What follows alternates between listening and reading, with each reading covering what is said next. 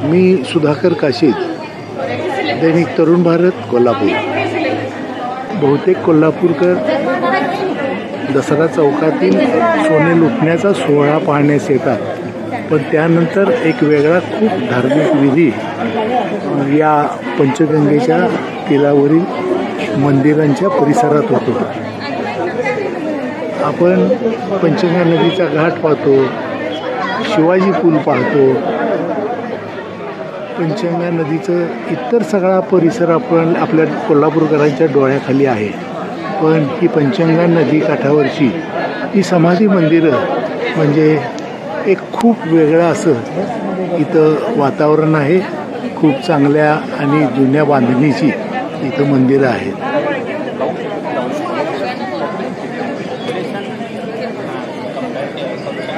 हा परिसर म्हणजे समाध्यांचा परिसर। कोल्हापुराच्या राजघराण्यातील व्यक्तींच्या समाध्या या ठिकाणी आहेत। पंचगंगा नदीला ज्यावेळी महापूर येतो त्यावेळी पहिल्यांदा पंचगंगेचं पाणी पात्राबाहेर पाडून या समाध्यांच्या आणि या मंदिरांच्या परिसरात येते। हा सारा परिसर पंचगंगेचा पूर महापूर ओसरेपर्यंत असाच पाण्याखाली असतो।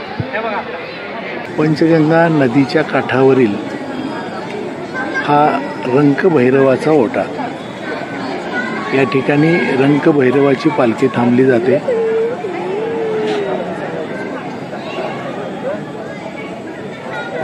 या ओट्यावर अंबाबाईची पालखी थांबते।